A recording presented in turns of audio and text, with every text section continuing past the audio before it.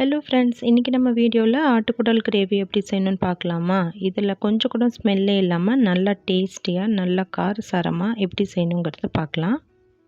அதுக்கு ஃபஸ்ட்டு ஒரு குக்கர் எடுத்துக்கோங்க. 4 டேபிள் ஸ்பூன் அளவுக்கு கடலெண்ணெய் ஆட் பண்ணிவிட்டு லவங்கம், பட்டை, ஏலக்காய் 2 ஆட் பண்ணிக்கோங்க. அது கூடவே நம்ம கட் பண்ணி வச்சுருக்கிற வெங்காயம் இதில் ஆட் பண்ணிக்கலாம். 2 பெரிய சைஸ் வெங்காயம் இந்த மாதிரி பொடி பொடியாக சாப் பண்ணி இதில் ஆட் பண்ணிவிட்டு வெங்காயம் நல்லா கோல்டன் ப்ரௌன் ஆகிற வரைக்கும் நல்லா வதக்கி விட்டுக்கலாம். நான் இன்றைக்கி டேரெக்டாகவே குக்கர்லேயே 1 பாட் கிரேவி மாதிரி தான் செஞ்சுருக்கேன். இதே மாதிரி செஞ்சு பாருங்கள், ரொம்ப டேஸ்டியாக இருக்கும், ஈஸியாகவும் செஞ்சு முடிச்சிடலாம். வெங்காயம் இந்த அளவுக்கு வதங்கி வந்ததுக்கப்புறமா 3 டேபிள் ஸ்பூன் அளவுக்கு இஞ்சி பூண்டு பேஸ்ட் இதில் ஆட் பண்ணிக்கோங்க. அது கூடவே 2 பெரிய சைஸ் தக்காளி ஃபைனாக சாப் பண்ணி இதில் ஆட் பண்ணிவிட்டு நல்லா மிக்ஸ் பண்ணி விட்டுக்கோங்க. இந்த ஸ்டேஜில் நம்ம ஆட்டுக்குடல் இதில் ஆட் பண்ணிக்கலாம். நல்லா வாஷ் பண்ணிவிட்டு நல்லா மஞ்சள் தூள் போட்டு ஒரு 1/2 அன் ஹவருக்கு நல்லா மூடி வச்சுட்டேன். அதுக்கப்புறமா நல்லா ஃபில்ட்ரு பண்ணி கொஞ்சம் கூட தண்ணியே இல்லாமல் இதில் ஆட் பண்ணியிருக்கேன்.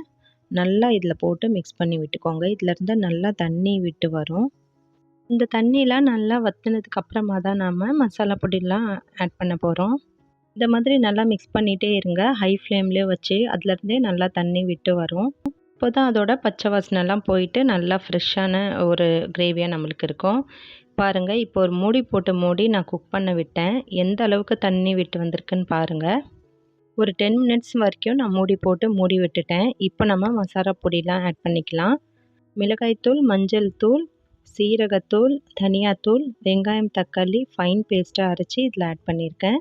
இது மாதிரி ஆட் பண்ணுறதால கொஞ்சம் நல்லா கிரேவி நம்மளுக்கு திக்கான கன்சிஸ்டன்சியில் கிடைக்கும். எல்லா மசாலாவும் சேர்த்ததுக்கப்புறமா நல்லா மிக்ஸ் பண்ணி விட்டுக்கோங்க. தேவையான அளவு உப்பு கூட ஆட் பண்ணிவிட்டு நல்லா மிக்ஸ் பண்ணி விட்டுக்கலாம்.